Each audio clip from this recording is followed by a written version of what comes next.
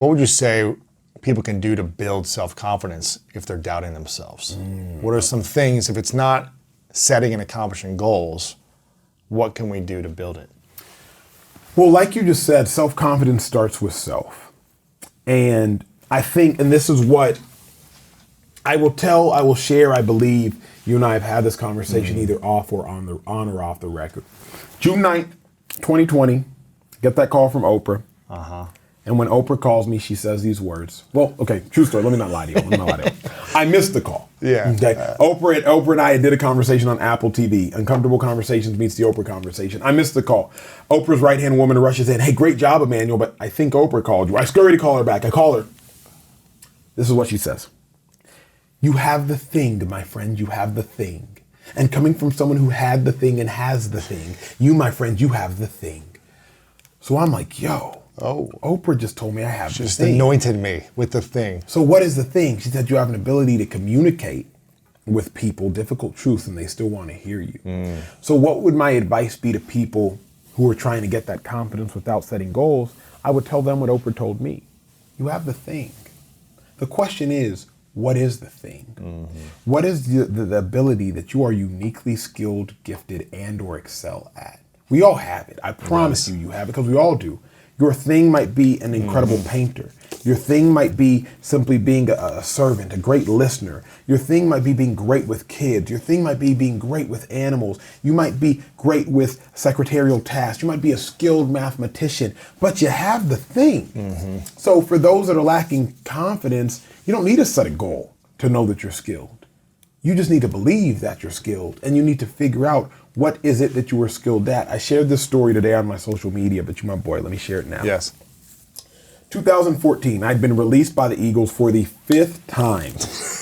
By them or by the Eagles? Holy cow. How do they keep bringing you back? They cut me, they would sign me back. They cut me, they would sign me back. Oh my gosh, man. They cut me, bro, the Eagles cut me for the 5th time by the age of 24. When I got cut this time, my coach, Southern draw accent, he said this. He called me E.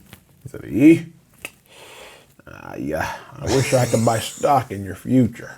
I said, huh?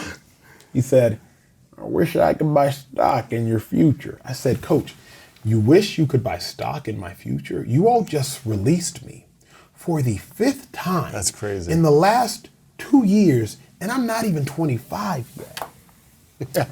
Fast forward 7 years, 8 years, I realized what he was saying. He saw in me what I hadn't even seen in myself, not as a football player, but as a person. My coach texted me about 3 months ago and he said, stock price is too high now. Oh, that's pretty cool. And so what I would just tell people is like, man, I wish I could buy stock in your future. Because my coach saw in me what I didn't see in myself. And I think sometimes it's our job to see in people what they don't even see in themselves. You know what's interesting is we should be reinvesting in our own stock daily and like pouring back into ourselves, buying into ourselves so that we appreciate over time. The more we do that by acquiring skills or learning how to heal traumas of the past or mending friendships or forgiving people or, being consistent with the habits that help us live a better life, we will ultimately be more valuable in the future. Correct. So start investing now. That's it. Like investing in yourself and learn to fall in love with yourself. Absolutely. Every day. On a scale of 1 to 10, 10 being the highest form of self-love, 1 being the lowest form of self-love, where are you on that scale? Not if you stripped your ego away and the shell and you looked within your heart and you said, I love myself unconditionally this much on the spectrum of 1 to 10, where would you be at? A 6.5. Where were you 2 years ago? Pre-income. An 8. Okay, so you loved yourself more before you love yourself now. Why? I believe that this is interesting. Expectations minus reality equals disappointment. Expectations minus reality equals disappointment. You didn't have expectations before that. No, man. Before Uncomfortable, there was no expectations. Not by the world. Right. I had my own expectations, but the world had no expectation of me. Now, my expectations are freaking through the roof. Now you're number one bestseller. You've won an Emmy. You got a show. Sit down with you. Expectations are through the roof. So now I've gotten harder on myself. Because you and I spoke about this in our off-camera combos. Yes. It's just as good as our on-camera combos. It's so hard to maintain excellence. It will keep you up at night. It will take years off of your life. It will cause you to burst blood vessels in your vocal cords, which I have. It is so hard, unbelievably hard, to try to maintain excellence.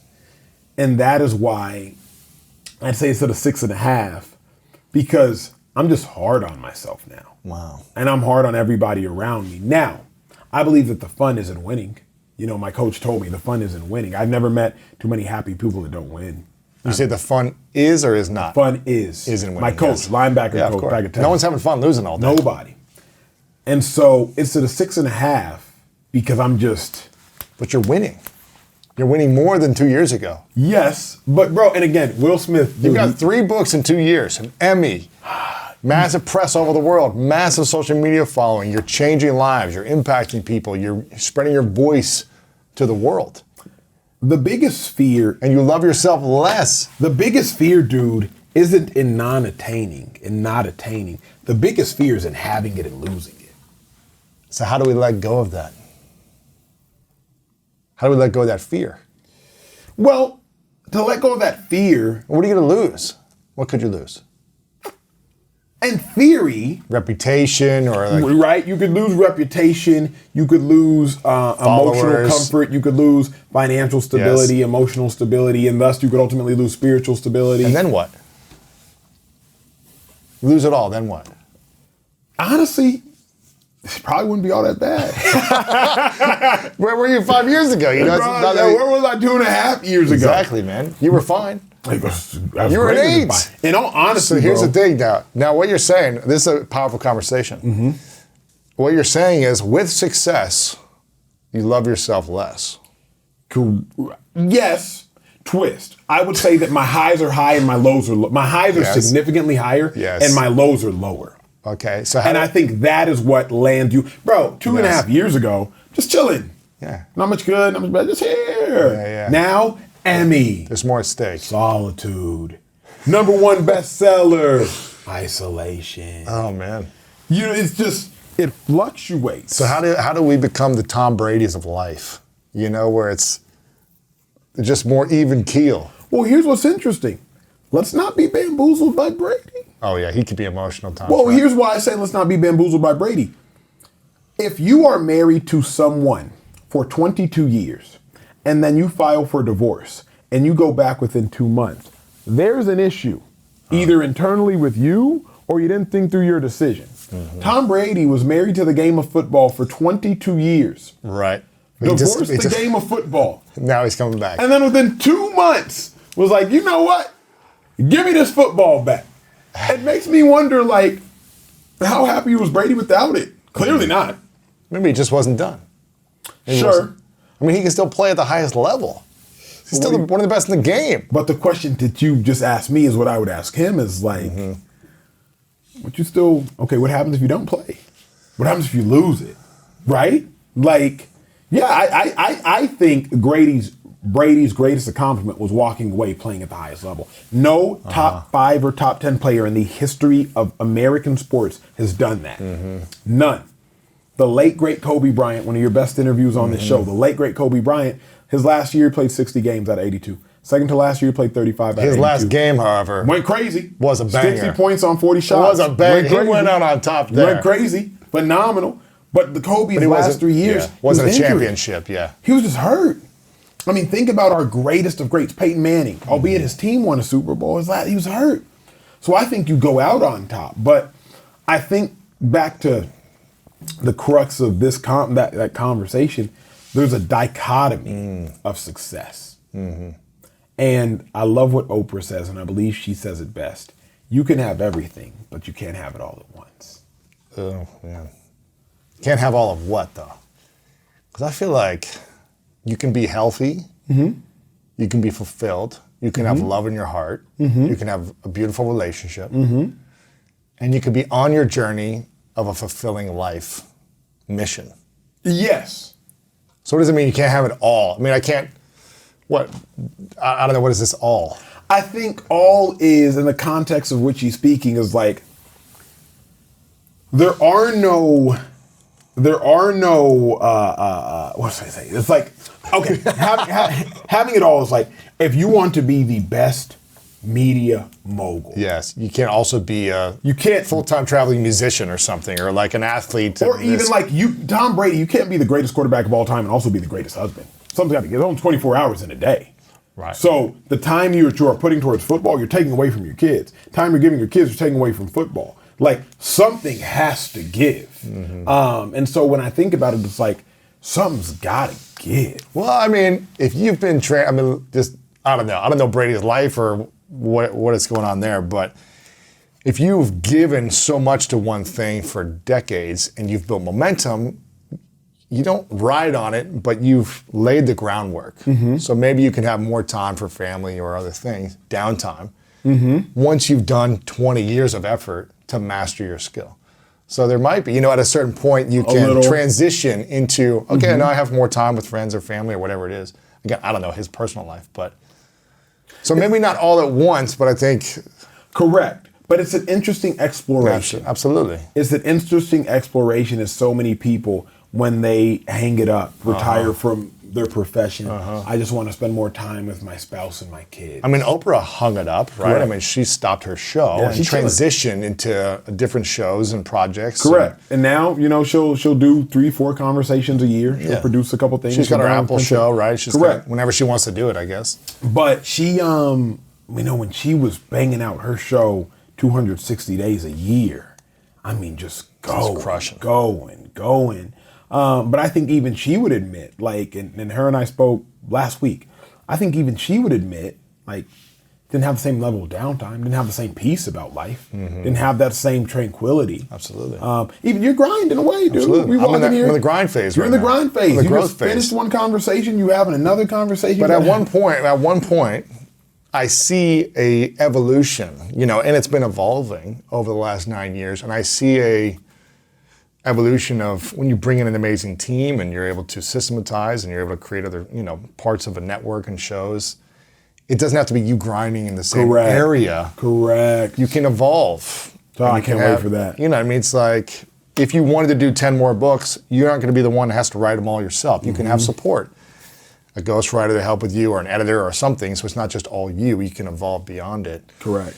But there is a period of time where we must go all in on something. Foundation. Absolutely. For years. If you want to do anything at a high level, you've got to obsess over something. An instrument, your art, your craft, or whatever it might be. So 100% agree that you can't have it all. I can't be the greatest public speaker in the world and a media host and this and playing the guitar on touring around the world or whatever. It's like, but I feel like you can have your all. So then it comes down to, if people's all, like my all right now is significance. People say, Emmanuel, how'd you get so successful? I don't care about success. I care about significance. What does that mean? Impact? Yeah. Bingo. Service. Impact. But significance, I feel like, when I think of significance, it's me being significant, as opposed to being of service and creating significance in the world. I say they're the same. Why would I say they're the same? Is you being of service is significant to you. Sure. Like, for example, it was 2014. I'm laying in my bed in Philadelphia, Pennsylvania. I'm playing for the Eagles at the time. And these words came into my head and I never was able to shake them. And I end illogical with this. That's the last thing in the book. My desire is to inspire those to go higher, past the required. So those I admire can also admire whom they've inspired before they expire. Oh, that's beautiful. And I was like, wait a second. I was laying in there and it was literally what you just said, impact, significance. Yeah. My desire is to inspire those to go higher, past the required. So those they admire can also admire whom they inspire before they expire. I was like, that's my life. I didn't even come up with it. It was just it was imprinted onto my heart. My true desire, dude, I just want to inspire people to be a better version of themselves. Yes. So that the people who admire me, I can admire them before I get up out of here. Wow. That So to you me- mentoring or supporting others, you Bingo. can, yeah, exactly. Dude, what's one of my favorite things is when people are like, I saw your uncomfortable conversations and I use that and we've now built a curriculum around it at our job. That's cool. I'm like, y'all admired me for sitting down and having these conversations. Now in turn, I'm admiring you for having conversations based upon a conversation I had. That's cool. And like that, bro, is my deepest desire. And Now here's I'm going to get back to this because I want to put a bow around this topic of self-love. What's it going to take for you or anyone as they start to break through certain levels of success or accomplishment or whatever they might be looking for? What's it going to take for people to increase their level of self-love with criticism, with the weight of gold, as the Olympians call it? I don't know if you've seen that documentary, The Weight of Gold. Powerful about how Olympians, not all, but some of them get extremely depressed after they accomplish the gold medal or the Olympics. Some even commit suicide in these different things because what's next? And I'm living from this past now as opposed to something greater for myself. So how can we, when we accomplish, when we succeed, when we get recognition, significance, develop deeper sense of self-love as opposed to you go from an 8 to a 6.5? I'm not saying it's bad or something, but how do you stay at an 8 or improve as you make more impact in the world, as you accomplish more and have more that you've received? That's my question for you on how you can do that personally and how we can support others in doing that as they accomplish. I think it's a constant journey. I'd be lying if there was an answer. I think it's a constant journey. And again, I've referenced this so many times, but I felt so seen in reading Will's book because he was like, I was my own drill sergeant, his own drill sergeant. And I think it's a constant journey, man, of trying to say like, hey, it's okay to fall. Yes. It's okay if one of your books don't best sell. Absolutely. It's okay if a conversation doesn't go as great as you thought. It's okay if this date didn't go as great as you thought. It's okay if this relationship ends. It's okay if this job isn't for you. It's okay. And I think it's that constant exploration of saying like, yo, it's okay not to be okay. Yeah. And what you just said is like, dude, what happens if you lose it all? You're back where you were 2 years ago. Yeah. And I think where you were an 8, self-love. I think it's reconciling that. I think it's reconciling, like, let go of that fear of failure. Because I've let it, that's why I stopped setting goals, is to let go of that. But now it's like, now that you've achieved, it's okay. Just to me, again, it's just a matter of like, hey, you've made it. I got to be Emmanuel Acho. So when people ask me, what do you want to be? I just say I want to be considered one of the most creative people the industry has ever seen. My objective is subjective. My objective is subject to people's opinions. It's like art. Bingo. It's exactly like art, bro. And let's speak of art. Yeah.